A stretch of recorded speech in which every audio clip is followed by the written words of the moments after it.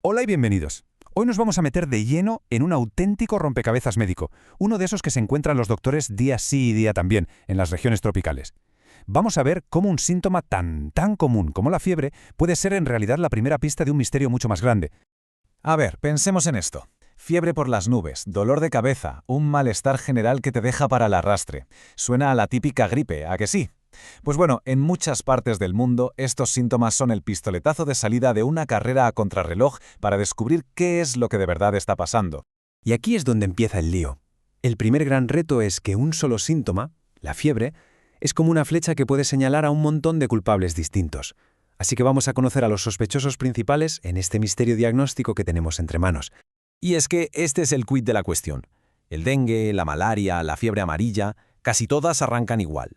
Esto obliga a los médicos a ponerse la gabardina de detective, a buscar esas pistas, por pequeñas que sean, que les permitan diferenciar una de otra desde el minuto uno.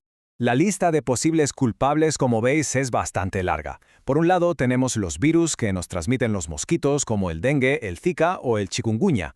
Luego están las enfermedades que vienen de los roedores, como la fiebre hemorrágica venezolana. Y no nos olvidemos de las infecciones por bacterias, como la leptoespirosis o la fiebre tifoidea, o incluso por parásitos que causan la leishmaniasis y la malaria. Menudo panorama.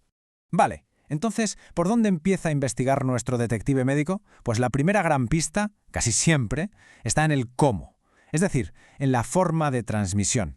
Saber si alguien ha estado cerca de mosquitos, de roedores o si ha bebido agua que no era segura, eso puede acortar la lista de sospechosos una barbaridad.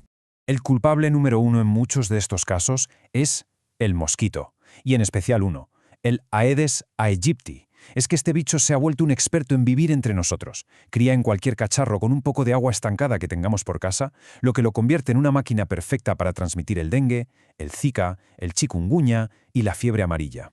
El siguiente grupo de pistas nos lleva a los roedores. La fiebre hemorrágica venezolana, por ejemplo, está súper ligada a un ratoncillo, el ratón de la caña de azúcar. Y la leptospirosis, por su parte, se contagia a través de la orina de animales infectados que acaba contaminando el agua y el suelo.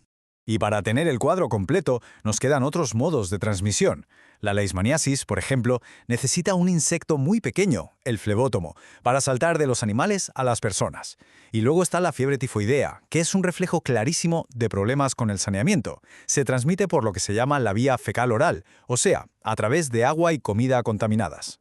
Muy bien, ya tenemos una idea de dónde puede venir la infección. Ahora toca analizar la escena del crimen, que no es otra que el cuerpo del paciente. Pasamos a la siguiente fase, ver cómo los síntomas más específicos nos ayudan a ir descartando sospechosos. Aquí es donde la cosa se pone interesante y empezamos a diferenciar. Fijaos en la tabla. Vale, todos comparten la fiebre, pero el chikungunya destaca por un dolor en las articulaciones que es brutal, que te puede dejar doblado. El Zika, en cambio, suele venir con una conjuntivitis que canta la legua. Y una pista muy delatora del dengue, ese dolor tan típico justo detrás de los ojos. Y esto de aquí, esto es oro puro para el diagnóstico. Un simple análisis de sangre al principio puede darnos pistas vitales. Como dice la cita, si el recuento de glóbulos blancos empieza a caer en picado, lo que se llama leucopenia, es como si se encendiera una luz de neón apuntando directamente al dengue. Y esta tabla nos da todavía más pistas clave. Por ejemplo, la ictericia, que es cuando la piel y los ojos se ponen amarillos, nos hace pensar enseguida en leptospirosis o fiebre amarilla. Si aparecen hemorragias, cuidado, podría ser un dengue grave o una fiebre hemorrágica venezolana. Y si el bazo está más grande de lo normal, lo que los médicos llaman esplenomegalia, las sospechas se van hacia la leishmaniasis o la malaria. Este gráfico es súper revelador para la fiebre hemorrágica venezolana. Fijaos bien, la trombocitopenia, que es tener las plaquetas bajas, y la leucopenia, los glóbulos blancos bajos, se presentan en casi el 100% de los pacientes. O sea que junto con la fiebre son los marcadores más fiables de esta enfermedad. Blanco y en botella. Bueno, con todas estas pistas ya tenemos un sospechoso principal, pero para emitir un veredicto final necesitamos pruebas irrefutables, ¿no? Pruebas forenses. Y en medicina eso nos lleva directos al laboratorio. El proceso es, en realidad, bastante lógico. Primero, se recoge la evidencia, que son las muestras de sangre, orina, lo que haga falta. Después, esas muestras van al laboratorio para buscar las huellas dactilares del patógeno, y con esto me refiero a su material genético, a sus proteínas o a la respuesta que nuestro cuerpo ha creado contra él. Y finalmente, ¡bingo!, se identifica al culpable. Ojo, porque un detalle súper importante es el cuándo se hace la prueba. En los primeros días de la enfermedad, el virus está a sus anchas por el cuerpo. Por eso, las pruebas que buscan su material genético, como una PCR, o sus proteínas, como la del antígeno NS1 del dengue, son las más efectivas.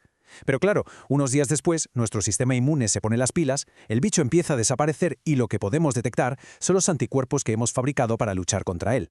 Y una vez tenemos al culpable identificado, el caso entra en su fase final, la resolución. Ahora todo se centra en el tratamiento y en cómo manejar la situación del paciente. Y esto, claro, cambia radicalmente dependiendo de la enfermedad. Aquí las estrategias son como la noche y el día. Para la mayoría de los virus de nuestra lista no tenemos una bala de plata, un medicamento que lo cure. El tratamiento es de soporte, hidratación, controlar la fiebre y vigilar que no haya complicaciones, mientras el propio cuerpo hace el trabajo sucio. En cambio, para las bacterias y los parásitos sí que tenemos un arsenal, antibióticos y antiparasitarios que van directos a por el invasor. Hemos resuelto el misterio, hemos tratado al paciente, pero que no se nos olvide lo más importante. La verdadera victoria en salud pública no es curar casos, sino evitar que lleguen a producirse. Así que hablemos de la estrategia más importante de todas, la prevención. Prevenir es un trabajo de equipo. Implica desde cosas que hacen las administraciones como controlar las poblaciones de mosquitos y roedores o facilitar vacunas, hasta lo que hace cada persona en su día a día, como usar repelente o quitar el agua estancada de las macetas. Y la pieza que lo une todo es la educación, que todo el mundo sepa qué puede hacer para protegerse. Y con esta reflexión cerramos el análisis de hoy. Después de todo este recorrido queda bastante claro que la salud de una persona está totalmente conectada con la salud de su comunidad y de su entorno. Esto nos deja pensando, ¿verdad? La pregunta ya no es solo cómo nos protegemos, sino cómo podemos entre todos cuidar el espacio que compartimos. Muchísimas gracias por la atención.